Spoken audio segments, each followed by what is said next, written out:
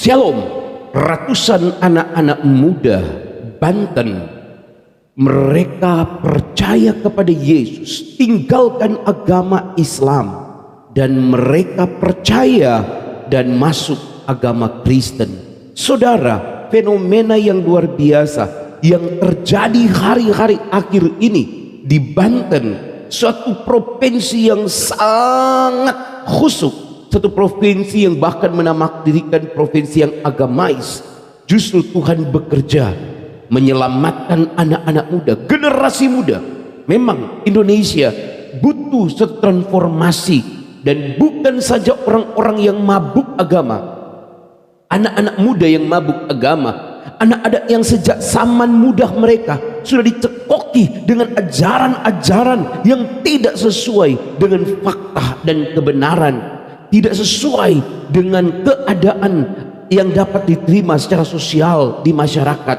Tapi waktunya anak-anak muda Indonesia, mereka harus percaya kepada Yesus Kristus, karena dalam Yesus Kristus mereka akan diajarkan tentang kasih, tentang cinta satu sama lain. Perbedaan bukan sebuah keharusan untuk menyingkirkan atau bertindak anarkis, tetapi anak-anak muda sekarang harus dilatih tentang toleransi dan penuh kasih. Itu harus keluar dari hati, dan itu hanya bisa didapatkan dalam kekristenan. Saudara, kali ini kita akan mendengarkan bagaimana anak-anak muda di Banten ini, mereka datang kepada Yesus Kristus, tinggalkan agama lama mereka, dan mereka beralih kepada Yesus Kristus, percaya kepada Yesus Kristus. Saudara akan lihat apa perbedaan yang akan mereka sampaikan secara luar biasa, secara gamblang, secara lugas, tegas, terukur. Apa sebenarnya perbedaan ketika mereka masih beragama lama mereka dan sekarang mereka telah menjadi Kristen?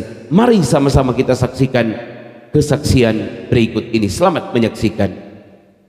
Anti Kristen. Haleluya, puji Tuhan. Benci dengan kekristenan gitu, benar-benar benci sama orang Kristen gitu ya, benar-benar nggak suka gitu ya. Saya nggak suka, benar-benar pokoknya anti lah gitu. Perkenalkan, nama saya Muhammad Qasim. Saya asli dari Banten. Saya terlahir dari keluarga Muslim. Saya sekolah juga dari MI ya, sederajat SD, sederajat SMP, SMA, madrasah aliyah, madrasah sanawiyah, dan madrasah aliyah sederajat SMA. Sempat juga masuk Ponpes, tapi akhir Desember itu ada acara KKR di Freeport Jakarta, di salah satu stadion Cendrawasih yang berada di Cengkareng, Jakarta Barat.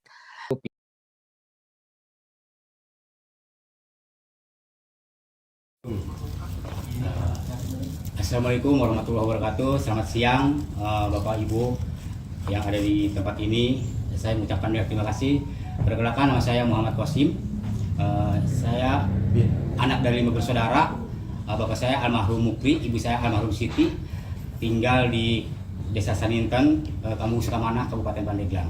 Saat ini saya berdomisili di Jakarta. Anak saya juga satu, istri saya orang Singkawang. Saya mengucapkan banyak terima kasih atas semua ini, dan saya juga mau minta maaf terutama untuk Kota Serang dan Pandeglang, terlebih lagi untuk Provinsi Banten. Saya minta maaf ya sebesar atas kejadian ini, karena ini membuat resah dan membuat gaduh untuk Kota Serang dan Pandeglang. Assalamualaikum warahmatullahi wabarakatuh. Berjumpa lagi dengan HMC News, ya, channel Portal Berita yang menyajikan informasi seputar dunia debat lintas agama secara tepat, cepat, akurat, dan terpercaya. Teman-teman ya, saya nggak habis pikir kenapa teman-teman kita Kristen itu gampang sekali untuk dikecoh dan ditipuin oleh para poliseks ya. Jadi sekarang nama mereka bukan Polikardus lagi, tapi poliseks. Menurut para polikardus ini, lantaran sesama mereka ini sering sekali tersandung skandal-skandal seksual, skandal-skandal pencabulan, teman-teman. Bahkan mereka sudah mengklaim bahwa kelompok mereka namanya sekarang Apolosek, bukan apologet Kristen lagi. Dan di sini teman-teman, kita kembali ya akan menampilkan bukti-bukti bagaimana gampangnya teman-teman Kristen kita ditipu oleh para polikardus ini. Inilah yang membuat banyak sekali kasus-kasus donatur-donatur Kristen yang akhirnya harus menanggung malu. Mereka berpikir, wah banyak yang sudah murtad. Saya dukung pelayanan Yuli, saya dukung pelayanan Effendi Usman, saya dukung RK dan sebagainya. Dan mereka, kalau di NTT sana sekarang ya, yang mualaf-mualaf udah kembali Kristen. Kalian tahu nggak? Di Banten sana, ratusan bahkan ribuan pemuda-pemuda Muslim kembali, ya, kembali ke ajaran yang benar. Mereka kembali menyembah Tuhan yang benar. Mereka murtad dari Islam, agama yang tidak bisa diterima akal, agama yang tidak sesuai dengan nilai-nilai sosial. Halo, donatur udah koar-koar ke sana kemari, rupanya ditipu teman-teman. Ya kasihan ya. Saya punya beberapa kenalan, terutama yang kaum-kaum agak tua ya, di mana Aceh-Aceh ini atau paman-paman inilah ya, orang-orang yang tua ini kalau lagi nongkrong tuh membanggakan pekerjaan dari kekristenan. Mereka bilang, kalian tahu nggak? Sekarang banyak yang murtad loh. Ternyata mereka murtad karena ini, karena itu. Kalian tahu nggak? Penginjil ini hebat sekali loh. Dia berhasil memurtadkan banyak orang. Gitu. Dia berhasil murtadkan di kota ini gitu kan. Jadi donatur ini bangga dengan apa yang dilakukan oleh poliseks ini. Nanti mereka keluar, kalian tahu nggak? Ini ada info nih. Saya di WA sama Yuli. Sedang ada pembaptisan. Saya di WA oleh Lucy Daiva. Sedang ada kebangkitan massal.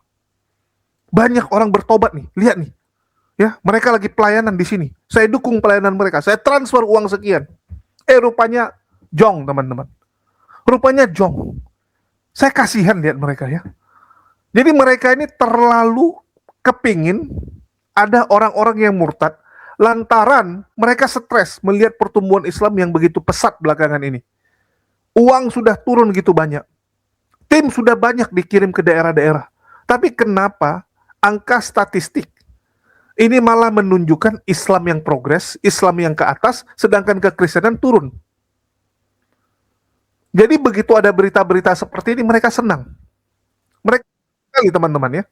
Saya kasih contoh salah satu pendeta ya yang baru kena tipu juga, dan begitu juga dengan para jemaat-jemaatnya ya. Jadi di sini ini namanya pendeta Yeremia ya. Jadi pendeta Yeremia ini mengkabarkan ada ratusan anak muda di Banten murtad. Anak-anak pondok pesantren mereka semua pembenci penista Kristen dulunya ya. Jadi dibilang dulunya orang-orang ini adalah pembenci Kristen, tapi sekarang mereka murtad dan masuk agama Kristen. Dan kalian tahu siapa yang mengkabarkan berita tersebut? Ternyata adalah si Kosim, teman-teman. Jadi ini agak lucu teman-teman. Karena inilah lemahnya para polisek ini ya. Jadi mereka tuh kalau ada data, ada berita, mereka tuh nggak pernah cross check, nggak pernah teman-teman. Karena mungkin yang pertama malas, ya. Yang kedua, yang penting berita itu bagus ya udah ikut tampilkan saja, heboh-hebohkan saja. Nanti kalau ketahuan menipu pun kan mereka tinggal buang badan. Loh saya juga korban tipuan gitu kan. Sama seperti Ade Armando, begitu ketahuan dia tinggal buang badan. Oh saya juga korban loh, saya nggak tahu gitu kan. Begitu juga dengan pendeta Yeremia ini. Kalian bisa lihat ini 5 hari yang lalu. Ya. Dia kabarkan ratusan anak-anak muda Banten. Ternyata info tersebut dari si Kosim ini teman-teman. Kosim ini adalah murtadin, di mana dia satu pelayanan dengan Lucy Daiva. Jadi mereka berdua itu pelayanan kemana-mana karena dua-duanya mengaku murtadin ya. Lucy Daiva juga mantan artis dangdut pemakai narkoba yang saat lagi overdosis ketemu Yesus. Terus Kosim ini juga seorang murtadin lantaran ya. Saya dapat info karena di Islam kan tidak menerima LGBT. Jadi dia pindah lantaran ya ada kecenderungan ke sana. Dan kalian bisa lihat teman-teman, mendengar berita seperti ini, langsung heboh yang nonton ya. Heboh yang nonton, kalian bisa lihat, puji Tuhan gitu kan. Segala kemuliaan hanya bagi Tuhan. Kesaksian yang luar biasa, Yesus memberkati. Wih, senang mereka teman. Ya, senangnya dalam hati kan gitu. Saya kasihan malah sebenarnya. Kenapa teman-teman Kristen ini gampang sekali tertipu ya?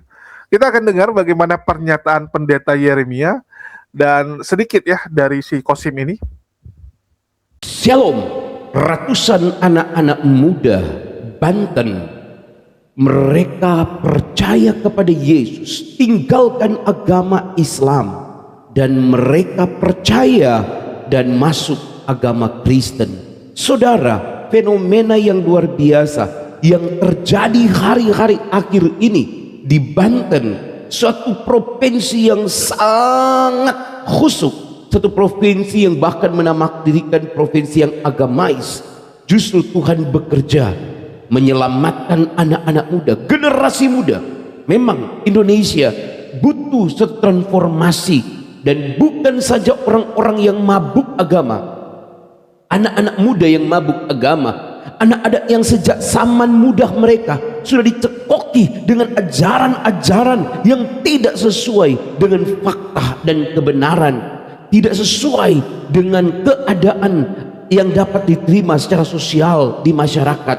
Tapi waktunya anak-anak muda Indonesia, mereka harus percaya kepada Yesus Kristus, karena dalam Yesus Kristus mereka akan diajarkan tentang kasih, tentang cinta satu sama lain. Perbedaan bukan sebuah keharusan untuk menyingkirkan atau bertindak anarkis, tetapi anak-anak muda sekarang harus dilatih tentang toleransi dan penuh kasih. Itu harus keluar dari hati, dan itu hanya bisa didapatkan dalam kekristenan. Saudara, kali ini kita akan mendengarkan bagaimana anak-anak muda di Banten ini, mereka datang kepada Yesus Kristus, tinggalkan agama lama mereka, dan mereka beralih kepada Yesus Kristus, percaya kepada Yesus Kristus. Saudara akan lihat apa perbedaan yang akan mereka sampaikan secara luar biasa, secara gamblang, secara lugas, tegas, terukur. Apa sebenarnya perbedaan ketika mereka masih beragama lama mereka dan sekarang mereka telah menjadi Kristen. Mari sama-sama kita saksikan kesaksian berikut ini. Selamat menyaksikan. Anti Kristen, Haleluya, puji Tuhan. benci dengan kekristenan gitu, benar-benar benci sama orang Kristen gitu ya, benar-benar nggak suka gitu ya. Saya nggak suka, benar-benar pokoknya anti lah gitu. Perkenalkan, nama saya Muhammad Qasim. Saya asli dari Banten. Saya terlahir dari keluarga Muslim. Saya sekolah juga dari MI ya, sederajat SD, sederajat SMP, SMA, madrasah aliyah, madrasah sanawiyah, dan madrasah aliyah sederajat SMA. Sempat juga masuk Ponpes, tapi akhir Desember itu ada acara KKR di Freeport Jakarta, di salah satu stadion Cendrawasih yang berada di Cengkareng, Jakarta Barat. Pinter ngaji, jago dalam Al-Quran, jago ngaji juga gitu ya, jago pokoknya semuanya jago, menguasai. Beliau sudah pernah diinjili sama Bapak Bapak Saifuddin Ibrahim, sama Pak Pendeta Saifuddin Ibrahim, dan bertemu dengan almarhum Pak Haris Sunarvo, Bu Sarah Ayu juga. Sempat kita di Gajah Mada. Saya habis sholat maghrib ya, waktu itu habis sholat maghrib, sholat isya. Nah, habis sholat isya itu sekitar jam 10 lewat. Acara itu emang acara yang begitu saya nggak kenal ya, taunya kalau di Kristen itu kan taunya Natal gitu, tapi hari itu bukan acara Natal. Itu acara itu benar-benar yang membuat saya pokoknya nggak bisa diungkapin lah dengan kata-kata, karena membuat saya di sinilah saya bisa bertobat gitu. Nah, teman, ada tablik akbar nih, tablik akbar. Saya bilang, aneh kamu ya, tablik akbar. Saya waktu itu benar-benar benci sama orang Kristen gitu ya, benar-benar nggak suka gitu ya. Saya nggak suka, benar-benar pokoknya anti lah gitu. Nah, teman saya bilang gini, masuk yuk. Mau ngapain masuk? Kamu aneh ya, saya bilang.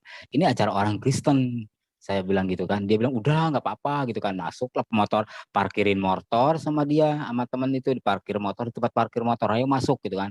Masuk. Acara itu udah mau selesai, pokoknya udah mau tutup lah ya. Itu emang segala sesuatu itu Tuhan itu udah mengatur dalam hidup seseorang gitu ya. Karena Tuhan itu punya rancangan yang besar gitu kan di dalam kehidupan anak-anaknya, terlebih-lebih lagi ya untuk saya pribadi gitu. Nah, jujur secara manusia saya tuh nggak pantas dan nggak layak ya. Ketika Pak Pendeta nyanyi ya, saya dulu bertobat di GPPK CWS Gereja Karismatik Worship Service CWS, GPPK CWS, yang ada di Cengkareng, di daerah Cengkareng. Itu Pak Pendetanya itu benar-benar membuat saya takjub, ya. Saya bisa bertobat melalui lagu besar Anugerahmu gitu ya. Saya dulu benar-benar nggak pantas gitu kan. Terus teman saya bilang gini, ayo masuk gitu kan. Duduklah kayak yang di bangku biasa lah, di bangku kalau orang KKR itu kan ada bangku plastik, ada bangku kayak apa namanya yang apa sih namanya elephant gitu ya. Ya itu yang saya dudukin itu bangku elephant gitu kan. Saya bilang gini, teman, kamu ngapain ngajak-ngajak ke sini gitu kan? Udah nggak apa-apa. Saya bilang tuh lihat tuh ada polisi gitu kan, ada polisi, ada tentara gitu kan, ya security udah pasti lah ya gitu. Nah, terus teman saya bilang gini, ayo duduk gitu kan. Saya bilang saya udah gelisah dong, saya udah gelisah dan saya itu pokoknya ada sedikit takut gitu. Nah, teman saya bilang gini, duduk aja gitu kan. Saya masih pakai sarung, pakai peci, celana pendek gitu kan. Celana pendek itu yang celana pendek yang anak gaul gitu lah ya.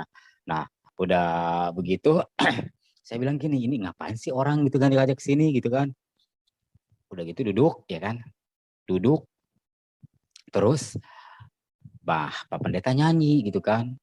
Mungkin bagi orang-orang anak-anak Kristen yang terlahir dari kecil ya, yang terlahir dari Kristen kecil, anak-anak Tuhan yang terlahir gitu ya dari kecil gitu ya, itu lagu besar Anugerahmu mungkin lah ya biasa-biasa ya, tapi membuat saya itu luar biasa. Karena apa saya sebut dengan luar biasa?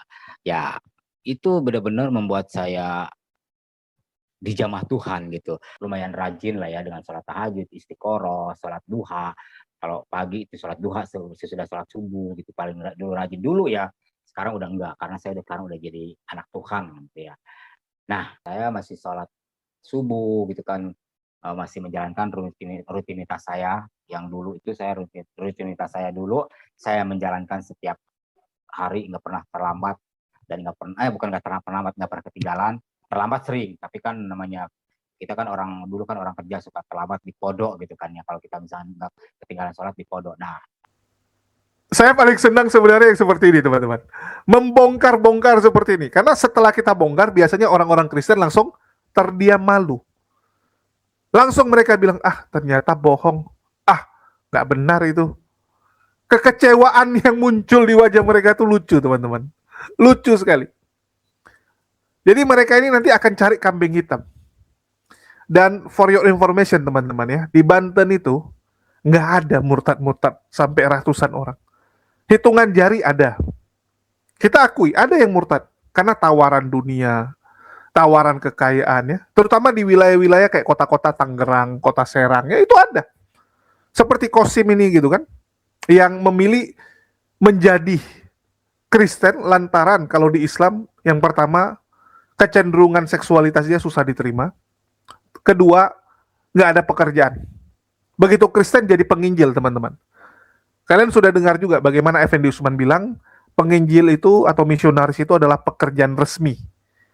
Dan itu mendapatkan bayaran yang luar biasa sekali. Luar biasa. Kalau Effendi Usman kan sama JDP kemana-mana. Kalau si Kosim ini sama Lucy Daiva, pelayanan mereka. Jadi sambil pelayanan, sambil nyebar berita bohong. Dan saya tahun lalu, ya itu berhasil mendapatkan bukti penipuan yang dilakukan oleh Kosim maupun Lucy Daiva. Cuman kurang hajarnya si Kosim waktu hari dipanggil itu nggak datang. Karena dia beralasan lah kan yang ngomong Lucy Daiva. Jadi Lucy Daiva pernah ngomong tentang banyaknya orang-orang yang masuk Kristen di wilayah Banten. Sama seperti yang dilakukan Kosim ini. Menyebarkan berita bohong di gereja-gereja. Supaya gereja-gereja senang. Supaya jemaatnya senang dengar, wih keren ya Banten banyak yang murtad coy gitu kan. Dan apakah benaran banyak yang murtad? Nah ini kita bongkar teman-teman ya. Jadi kita bukan ngomong tanpa data. Kalau pendeta Yeremia ini kan ngomong hanya berdasarkan asumsi, angan-angan, mimpi dari si Kosim ini.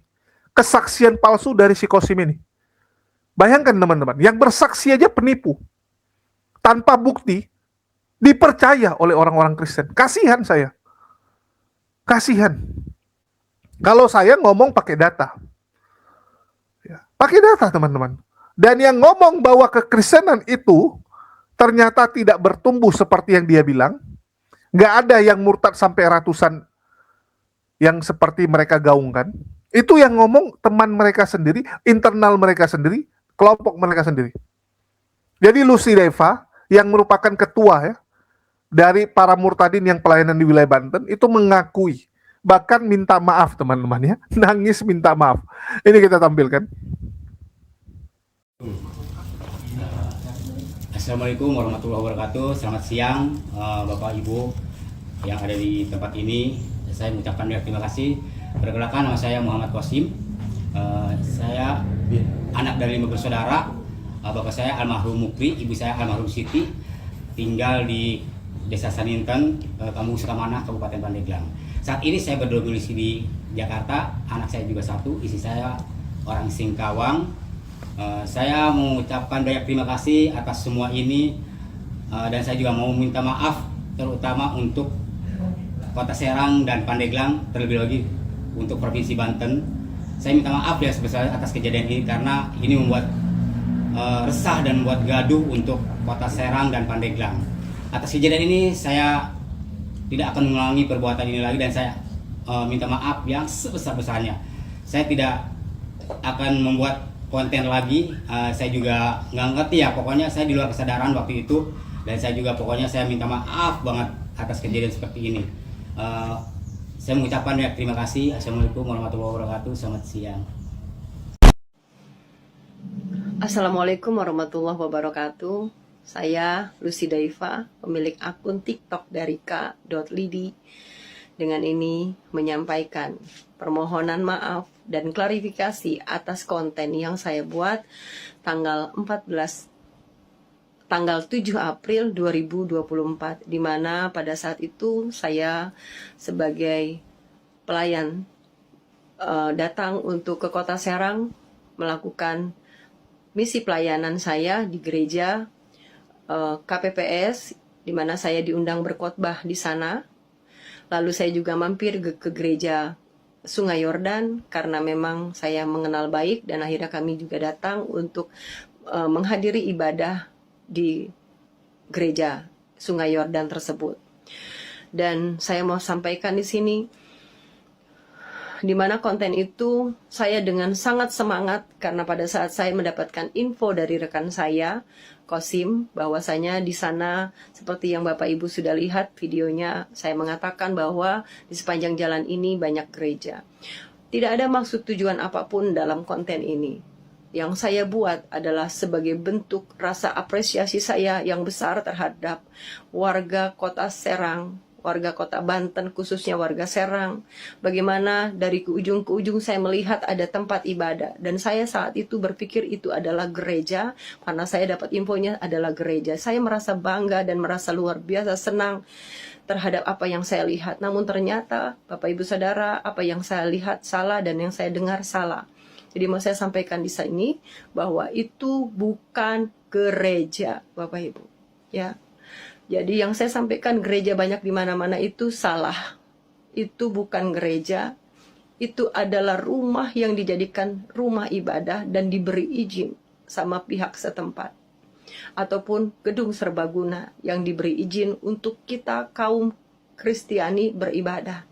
Itu pun sudah sebuah hal yang luar biasa bagaimana mereka semua bisa merangkul kita orang Kristiani di Kota Serang. Dan atas kesalahan saya membuat kegaduhan berbicara tentang banyaknya gereja di sana, saya memohon maaf yang sebesar-besarnya karena itu adalah sebuah kesalahan, karena itu adalah belum menjadi gereja.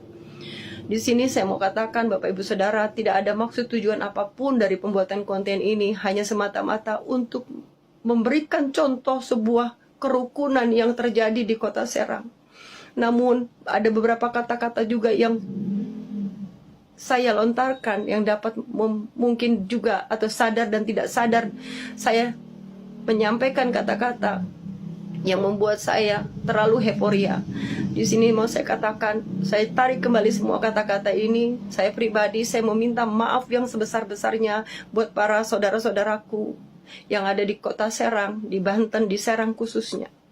Saya meminta maaf yang sebesar-besarnya untuk setiap perkataan kata-kata demi kata yang saya lontarkan. Dan saya juga minta maaf pada seluruh masyarakat Indonesia dengan video ini yang mungkin menyakiti hati Bapak Ibu Saudara. dari hati saya yang paling dalam, lubuk hati saya yang paling dalam, tidak ada maksud dan tujuan untuk memecah belah apapun. Saya justru ingin menciptakan kerukunan, dan saya memberikan sebuah contoh bahwa di kota Banten bisa melakukan toleransi yang tinggi. Namun biar apapun saya katakan di sini, saya mengklarifikasi semua perkataan saya dan saya menarik semua perkataan saya. Saya meminta maaf yang sebesar-besarnya untuk seluruh masyarakat Indonesia. Hai, salam saudaraku. Sekarang kita sudah ada di Serang Timur, tepatnya ada di Jalan Mangga 2, ya, Jalan Melati. Dan saya tuh terperangahnya di sini, ternyata di sini banyak gereja. Mulai tadi dari sana kita lihat. Nah, tadi di ujung sana pun sudah ada gereja ya, 1, 2. Lalu di sini ada gereja GBI Immanuel Kota Serang. Nih, ini sayang ya. Rumah-rumah kecil dijadikan gereja. Nah, itu pun gereja. Nah, nanti kita akan melayani di sana, di lantai 2 gerejanya. Lantai 3 dan 4 kayaknya kos-kosan ya. Nah, ini adalah gereja Sungai Yordan. Nah, nanti setelah ini siang nanti kita akan melayani di belakang sana. Ada GPPS Gereja Pentakosta. Nah, di sana juga ada gereja yang saya GSJA mana? Di sana GSJA, GBI, ini juga GBI.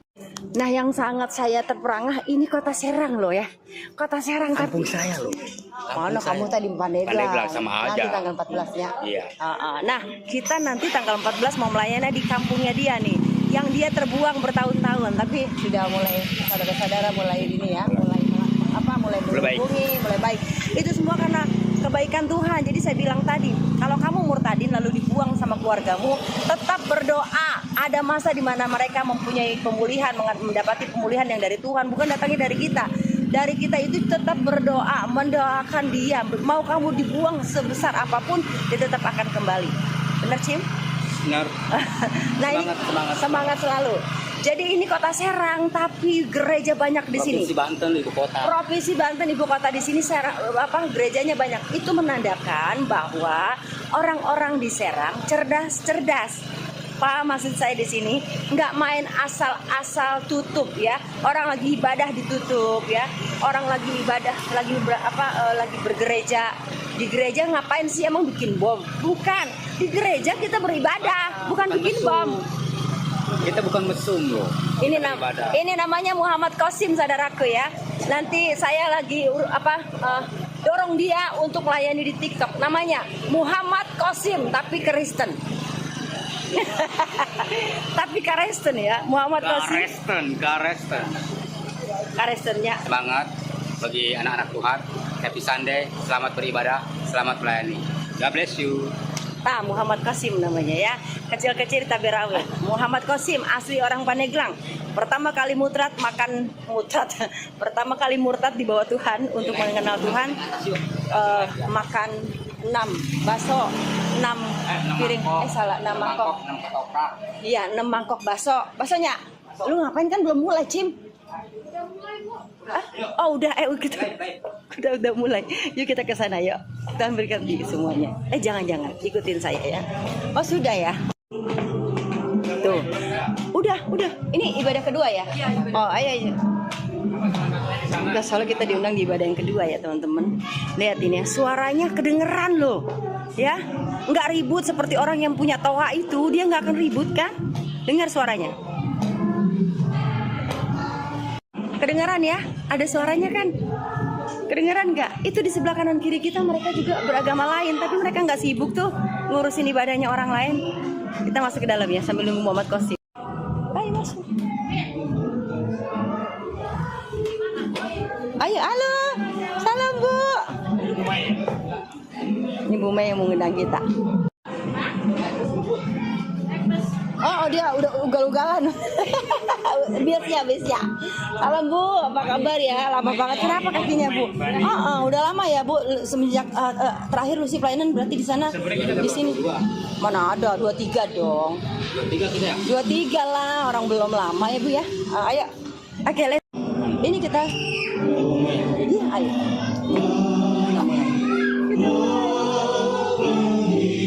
Kita berganti semuanya. Belum makan sudah kenyang, belum kenyang sudah makan. Apa maksudmu bolak-balik makan ini? Artinya apa, Mbak Udin?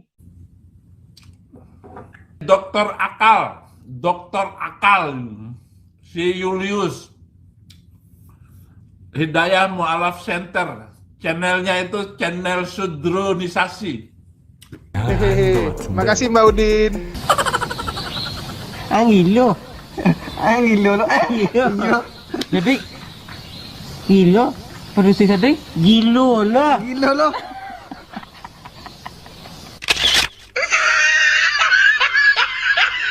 Salibkan dia. Hari ini kau bertobat. Baik, Assalamualaikum warahmatullahi wabarakatuh. Shalom semuanya.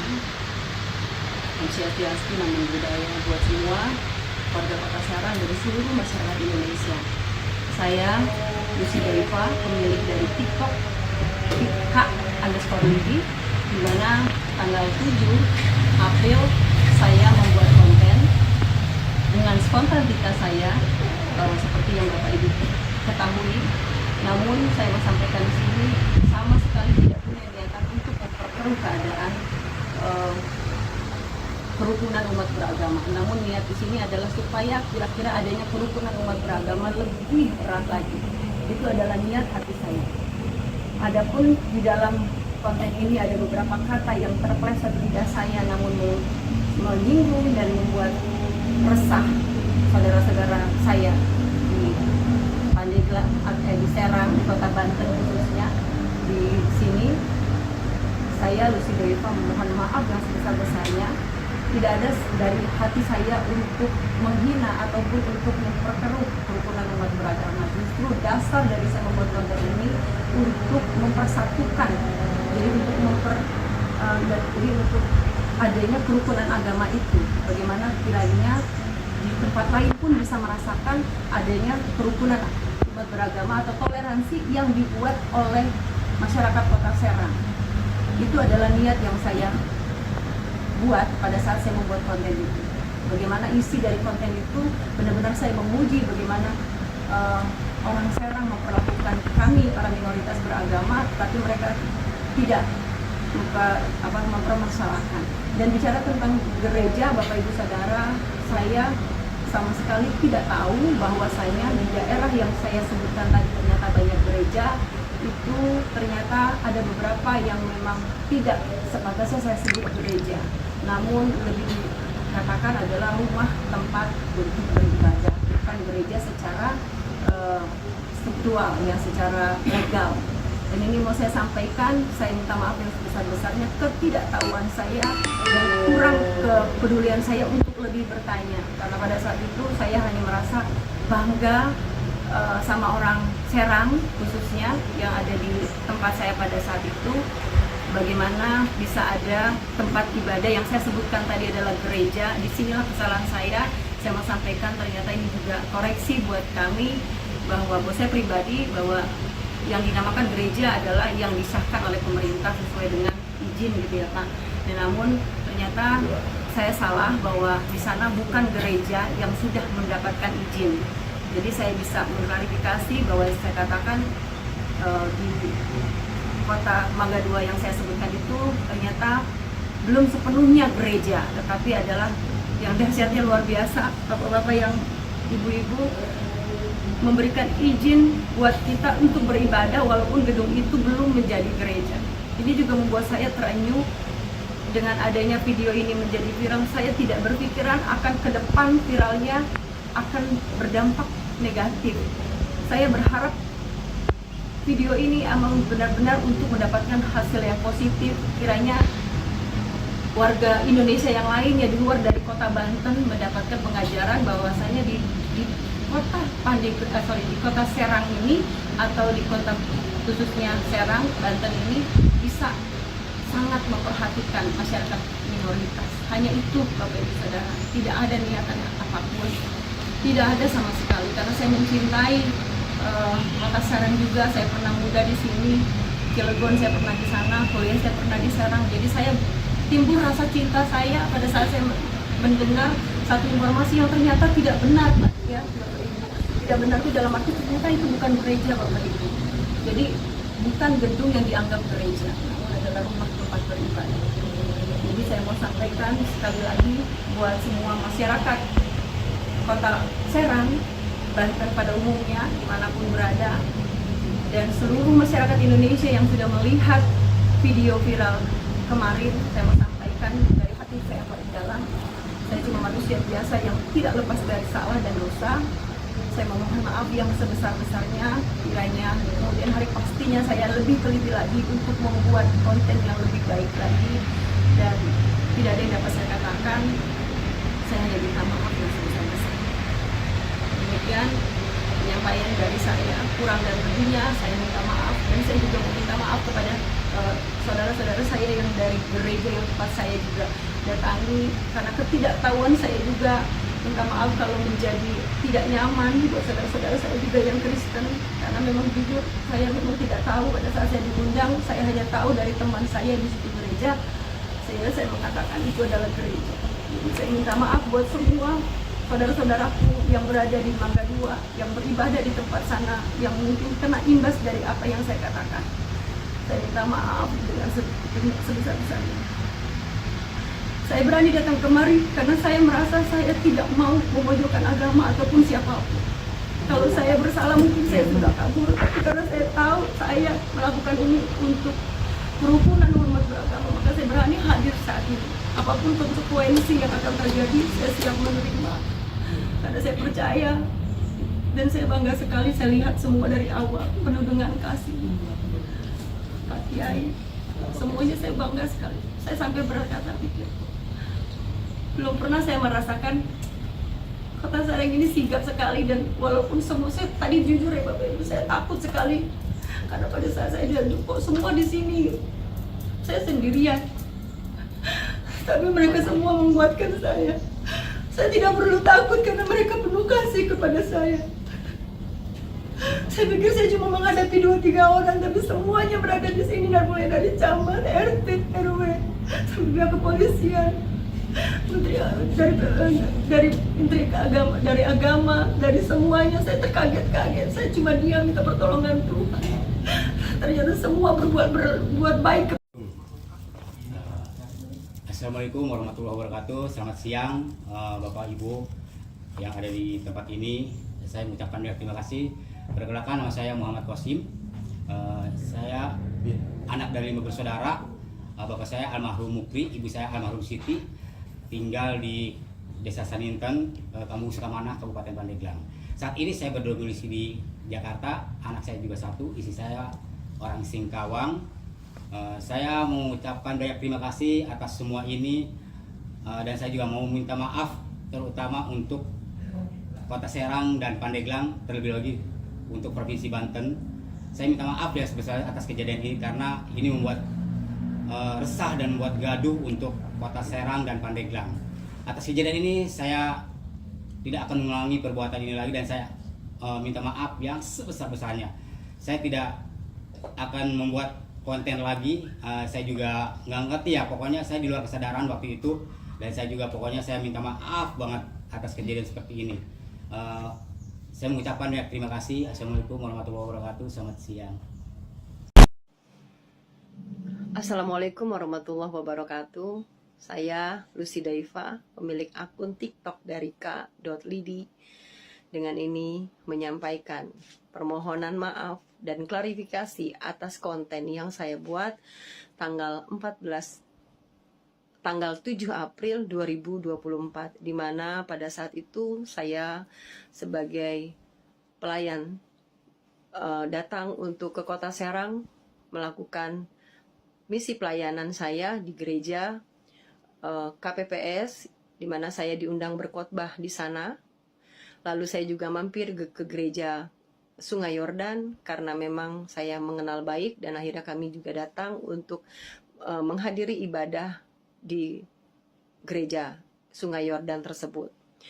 Dan saya mau sampaikan di sini, di mana konten itu saya dengan sangat semangat karena pada saat saya mendapatkan info dari rekan saya Kosim, bahwasanya di sana seperti yang Bapak Ibu sudah lihat videonya, saya mengatakan bahwa di sepanjang jalan ini banyak gereja. Tidak ada maksud tujuan apapun dalam konten ini. yang saya buat adalah sebagai bentuk rasa apresiasi saya yang besar terhadap warga kota Serang, warga kota Banten, khususnya warga Serang. Bagaimana dari ke ujung saya melihat ada tempat ibadah, dan saya saat itu berpikir itu adalah gereja, karena saya dapat infonya adalah gereja. Saya merasa bangga dan merasa luar biasa senang terhadap apa yang saya lihat. Namun ternyata Bapak Ibu Saudara, apa yang saya lihat salah dan yang saya dengar salah. Jadi mau saya sampaikan di sini bahwa itu bukan gereja, Bapak Ibu. Ya. Jadi yang saya sampaikan gereja banyak di mana-mana itu salah. Itu bukan gereja. Itu adalah rumah yang dijadikan rumah ibadah dan diberi izin sama pihak setempat. Ataupun gedung serbaguna yang diberi izin untuk kita kaum Kristiani beribadah. Itu pun sudah sebuah hal yang luar biasa bagaimana mereka semua bisa merangkul kita orang Kristiani di kota Serang. Dan atas kesalahan saya membuat kegaduhan berbicara tentang banyaknya gereja di sana, saya memohon maaf yang sebesar-besarnya karena itu adalah sebuah kesalahan, karena itu adalah belum menjadi gereja. Di sini saya mau katakan Bapak Ibu Saudara, tidak ada maksud tujuan apapun dari pembuatan konten ini, hanya semata-mata untuk memberikan contoh sebuah kerukunan yang terjadi di kota Serang. Namun ada beberapa kata-kata juga yang saya lontarkan yang dapat mungkin juga atau sadar dan tidak sadar saya menyampaikan kata-kata yang membuat saya terlalu heporia. Di sini mau saya katakan, saya tarik kembali semua kata-kata ini. Saya pribadi, saya meminta maaf yang sebesar-besarnya buat para saudara-saudaraku yang ada di kota Serang, di Banten, di Serang khususnya. Saya meminta maaf yang sebesar-besarnya untuk setiap perkataan kata-kata demi kata yang saya lontarkan. Dan saya juga minta maaf pada seluruh masyarakat Indonesia dengan video ini yang mungkin menyakiti hati Bapak Ibu Saudara. Dari hati saya yang paling dalam, lubuk hati saya yang paling dalam, tidak ada maksud dan tujuan untuk memecah belah apapun. Saya justru ingin menciptakan kerukunan, dan saya memberikan sebuah contoh bahwa di kota Banten bisa melakukan toleransi yang tinggi. Namun biar apapun saya katakan di sini, saya mengklarifikasi semua perkataan saya dan saya menarik semua perkataan saya. Saya meminta maaf yang sebesar-besarnya untuk seluruh masyarakat Indonesia. Wow, lawak teman-teman ya. Saya paling senang yang ginian nih. Biar teman-teman Kristen tahu betapa bejatnya para Polikardus ini. Mereka itu cuma mencari keuntungan sama kalian. Ngasih kabar bohong, ngasih angin surga buat kalian, biar kalian semangat untuk merogoh kocek lebih dalam. Tujuannya kan itu. Supaya kalian dengar, wih mantap ya, di sana banyak yang murtad, yuk kita dukung, yuk kita sokong pelayanan-pelayanan para misionaris-misionaris ini. Kasihlah donasi yang banyak. Padahal semua berita bohong, teman-teman. Saya dari dulu selalu menilai objektif, teman-teman. Kalau ada, saya bilang ada. Kalau enggak, saya bilang enggak. Contoh Effendi Usman, berhasil memurtadkan orang-orang yang sudah mualaf di Mentawai. Betul! Saya udah cross-check kabarnya, teman-teman. Saya tanya dengan teman-teman yang punya link ke sana. Mereka cerita betul. Karena memang banyak yang mualaf itu lantaran pernikahan. Menikah dengan orang Minang, ya, menikah dengan orang Padang Sidempuan gitu, Batak Mandailing. Jadinya mereka ikut masuk Islam waktu di perantauannya. Tapi begitu mereka pulang ke kampungnya di Mentawai, ya karena lingkungannya masih minum, masih makan babi, ya mereka terpengaruh. Ada yang secara KTP masih Islam, ya tapi nggak pernah sholat, babi makan terus. Menurut kalian dia Islam nggak? Ya enggak, saya bilang. Ya udah, itu kondisi sebenarnya. Jadi tanpa Effendi Usman datang pun sebenarnya banyak yang seperti itu. Cuman kan Effendi Usman menghebohkan dengan memberikan babi. Ya, dia mengompor-ngompori dengan ya udah datang ke situ kasih babi lagi gitu. Biar makin clear bahwa mereka ini Islamnya Islam KTP. Saya sampaikan apa adanya. Kenapa saya sampaikan apa adanya? Ya karena kita pemberitaan tuh harus jujur. Harus jujur teman-teman. Nggak boleh dengan cara tipu-tipu. Beda dengan poliseks ini. Yang memang dibenarkan dengan segala dusta. Apalagi kayak pendeta Yeremia ini, nggak mau pusing teman-teman. Ah, sana ada berita, udah jadikan konten. Sana ada berita, jadikan konten. Nggak ada cross check. Kalau seperti itu anak kecil juga bisa. Kalau seperti itu teman-teman, satu hari mungkin saya 10 konten juga bisa.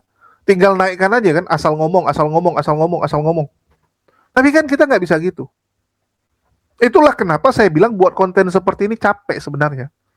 Karena kita harus cari dulu infonya. Cari dulu datanya. Kalau kayak gini agak mending, karena saya masih ada pertinggal bukti penipuan yang dilakukan oleh Lucy, Daiva, dan si Kosim ini. Bahkan saya sudah pernah ke Banten, teman-teman. Bagi teman-teman yang nonton saya dari dulu tahu ya, bagaimana saya menjumpai organisasi-organisasi yang menaungi seluruh pesantren yang ada di wilayah Banten. Jadi semua kiai-kiai waktu itu kita kumpulkan, ya kita ngobrol. Ya waktu itu kan memang di wilayah Banten Ustadz Wafi lagi top-topnya gitu. Setelah debat kemarin kan, debat di Kesultanan Banten, nah jadi semua orang pondok-pondok di sana kenal sama Ustadz Wafi. Saya bawa Ustadz Wafi, kita bikin meeting. Bahasan kita adalah bagaimana menangkal pemurtatan di wilayah Banten. Dari situ keluar informasi-informasi bohong itu. Kalau di wilayah Tangerang, Kota Serang ada. Tapi kalau kayak di bawah-bawah, ya makin ke daerah-daerahnya, itu nggak ada. Karena situ memang Islamnya kuat. Bahkan pondok di situ aja, di totalin itu ada 6.000 atau 8.000 ya. Antara 6.000 8.000, saya lupa. Bayangkan, mereka sampai segitu banyak, teman-teman. Kita ingat juga kejadian di wilayah Banten. Seorang ustadz dipukulin sama debt collector yang lagi mabuk. Langsung heboh kan? Langsung dicari kan debt collector itu, yang sampai saudara-saudara kita dari Enis Batak juga marah besar gitu kan. Jadi Banten itu solid teman-teman. Salah satu benteng yang susah ditembus oleh para misionaris. Kecuali Tangerang ya. Karena Tangerang kan masuk provinsi Banten juga. Nah kalau di Tangerang ada pemurtatan, banyak. Apalagi daerah Dan Mogot sana teman-teman ya. Daerah-daerah perbatasan dengan Jakarta itu, wih. Karena secara kehidupan juga banyak orang susah. Dan yang datang silih berganti, itu dari sebelah. Ada satu daerah, saya lupa nama daerahnya, tapi saya kemarin dikirimin ya, saya pernah lewat situ. Jadi dari Dan Mogot itu nanti belok kanan tuh yang ikut sungai-sungai got ya, kayak got-got, kayak kali-kali lah situ, daerah kali-kali sana tuh. Di situ ternyata juga ada gereja-gereja yang selalu secara rutin tiap minggu itu bagi-bagi sembako, bagi-bagi makanan, sambil melakukan pengobatan-pengobatan. Jadi mereka tuh kayak bawa dokter ya untuk memeriksa orang-orang yang sakit di sana, terutama yang gembel-gembel di situ. Ya, sama mereka ini juga ada sesi doanya, sesi ibadah gitu. Nah, itu terjadi teman-teman. Dan ya sekali lagi kita terbatas untuk melawan yang seperti itu. Dan apakah ada yang murtad? Ada teman-teman. Ada yang murtad. Walaupun kita nggak tahu ya imannya benaran murtad atau cuman sekedar untuk mendapatkan bantuan dari sebelah. Jadi banyak itu, ada satu daerah tuh yang saya bilang, mereka tuh kalau malam tidur di situ. Ya gembel lah bisa dibilang. Orang-orang gembel ini didatangi oleh gereja-gereja, ya karena beberapa gereja teman-teman, misalnya Senin gereja mana, Selasa gereja mana, mereka rutin ke situ. Sambil penginjilan. Ini kita akui. Tapi kalau di daerah Banten yang pedalaman-pedalaman agak susah karena kekeluarganya dekat, orang nggak sampai kelaparan. Ya. Selapar-laparnya kamu tetangga masih kasih makan, masih ada ladang, masih ada singkong, masih ada pisang yang bisa kamu ambil, ubi gitu. Nggak bisa kelaparan kali. Tapi kalau di kota-kota besar, ya ini yang kalian harus tahu. Dan Lucy Daiva sendiri ini termasuk aktif kok, harus kita akui. Jadi Lucy Daiva dan si Kosim ini sangat sering, terutama di daerah Banten, Jawa Barat teman-teman ya. Dua daerah ini sering sekali mereka tuh diundang untuk pelayanan. Aktif sekali. Dulunya penyanyi dangdut karena sudah nggak laku, sekarang nyanyinya itu di gereja. Jadi Lucy Daiva ini kelebihan dia selain bisa di mimbar khotbah, dia juga bisa nyanyi. Nah kalau si Kosim ini cuma bisa nyanyi sama bisa jadi MC. Jago dia menghibur orang karena memang mulutnya itu licin. Ya. termasuk licin ini orang. Jadi mereka dua combo kemana-mana pelayanan di wilayah Jawa Tengah kadang-kadang ya, Jawa Barat terutama. Kalau Jawa Tengah tuh undangan-undangan aja. Ya, Jawa Barat paling sering. Kita sering dapat flyer-flyernya tentang pelayanan-pelayanan yang mereka lakukan. Dan saya waktu itu ditanyain, Bang ini gimana gitu lah. Mereka pelayanan mau gimana gitu. Yang ngundang juga gereja kan. Terus kita mau apain? Ya biarin lah. Dan saya juga mantau kok IG mereka gitu. Jadi sekali lagi teman-teman, saya berharap lewat konten ini teman-teman kita Kristen bisa lebih cerdas lah. Kalian mau dukung misionaris silakan. Silakan, nggak ada yang melarang. Tapi jangan sampai kalian terkecoh dan tertipu. Itu saran saya. Ya, jangan mau dibohongi oleh orang-orang seperti ini. Kalau ada yang murtad, ya katakan iya aja gitu. Jangan yang nggak ada ada-adain gitu. Kalau memang ada murtadinnya, tampilkan dong. Jangan kayak Yuli gitu kan. Saya simpan ya WA-nya. Nanti kalau ada pelayanan saya hubungi gitu kan. Saya butuh hotel nih, saya butuh pesawat gitu kan. Yang kayak dibilang sama Robert Lele itu benaran teman-teman. Itu benaran mereka lakukan. Saya kalau lihat mereka ini kadang geli gitu. Saya dulu teman-teman itu penginjilan kemana-mana. Ya, saya akui, saya tuh aktif dulu penginjilan. Tapi saya nggak pernah ya dibayarin orang. Yang ada tuh malah kami keluar duit sendiri. Nggak tahu karena gereja kami doktrinnya kuat mungkin ya. Dan lebih banyak memang secara ekonomi orang mampu. Jadinya dulu kami kayak penginjilan kemana-mana keluar uang sendiri. Jadi gereja tuh terima enaknya gitu. Kami yang keluar uang malah. Kami yang keluar uang. Ngerintis kemana? Kami yang keluar uang. Gitu. Nah, ini biar teman-teman tahu. Jadi kalau mereka ini kan konyol gitu. Lagi pula kalau misionaris resmi gereja, yang diutus oleh gereja ya secara resmi, itu mereka ada uang jalan kok. Kalian kalau mau nyumbang ya nyumbang ke gereja lah. Nyumbang aja ke gereja yang punya misionaris-misionaris. Kenapa harus ke rekening misionaris langsung? Yang jadi pertanyaan itu kan, kenapa ke rekening misionaris langsung? Konyol aja gitu. Oke, mungkin itu aja. Dan semoga lewat video ini teman-teman Kristen terbuka matanya. Jangan mau lagi ya ditipu-tipuin sama kalian. Ya, makasih buat teman-teman semua yang udah nyimak, udah mendukung channel ini selalu. Makasih buat semuanya. Di akhir kata saya ucapkan wassalamualaikum warahmatullahi wabarakatuh. Sampai jumpa. Sebelumnya, bagi teman-teman jangan lupa juga kita sambil jualan madu di sini ya. Jadi bagi teman-teman yang mau beli madu, jangan lupa di check out. Link pembelian sudah kita taruh di deskripsi. Dan bagi teman-teman, kita juga ada satu program lagi. Ya, kita sedang membuat sebuah tempat yang namanya Sekolah Mualaf AMC. Jadi kita ada sewa satu rumah di wilayah Bogor, ya supaya dekat tempat saya. Kalau kemarin di PIK, kita nggak bisa karena kemahalan teman-teman. Nggak mungkin saya buat sekolah mualaf di PIK gitu. Karena saya sekarang tinggalnya nggak di situ lagi, kita buat di wilayah Bogor ya. Kenapa Bogor? Ya karena yang pertama dekat rumah, yang kedua lebih ekonomis, hitungannya lebih terjangkau. Jadi kita ada sewa satu rumah, ini rumahnya, dan ini nggak ada ya, ini udah diambil sama pemilik rumahnya. Hari ini saya lagi mau ke sana bersih-bersih. Ya, hari Sabtu Minggu ini saya ke sana bersih-bersih dulu sama mau panggil tukang ya untuk tutupin belakangnya. Ini mau kita jadikan dapur teman-teman.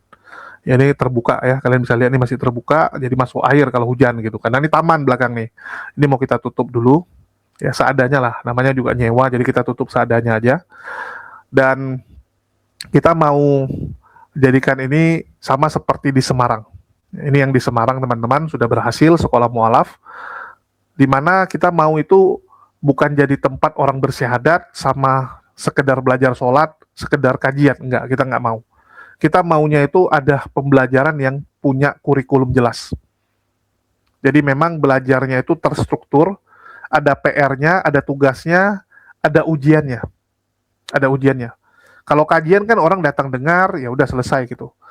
Kadang-kadang ada mualaf juga tak benaran dengar atau sambil main HP atau sambil tidur, kita kan nggak tahu. Jadi kita mau yang agak ya semi-semi formal lah.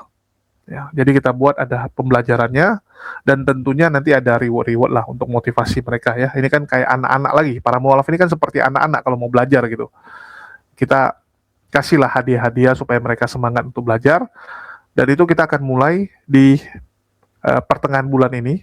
Ya, karena minggu pertama itu kita bersih-bersih dulu, baru kita siapin semuanya. Jadi masih banyak kekurangan ya, kayak karpet, terus meja, kipas angin ya, karena paling penting itu kipas angin, meja gitu. Sama perintilan-perintilan, karena hal-hal sekecil-kecil ini kadang-kadang kalau ditotalin lumayan terasa teman-teman. Dan tempatnya juga kita udah sewa, alhamdulillah. Dan bagi teman-teman yang tergerak untuk mendukung dan berdonasi dapat disalurkan ke nomor rekening yang tertera di bawah ini ya. Ini untuk yang sekolah mualaf. Oke, dan kita juga lagi mau dirikan yayasan lah, karena ujung-ujungnya kan supaya tanpa saya pun ini bisa jalan. Jadi kita lagi mau dirikan yayasan juga. Bagi teman-teman yang tergerak mau join, silakan juga ya. Mana tahu teman-teman istilahnya lebih bisa berkarya gitu. Bisa punya ide banyak gitu yang bisa kita sama-sama kerjakan ya, biar kita sama-sama inilah, sama-sama mengumpulkan pahala jariah. Mungkin itu aja dari saya. Makasih buat semuanya. Di akhir kata saya ucapkan wassalamualaikum warahmatullahi wabarakatuh. Sampai jumpa di konten-konten kita berikutnya.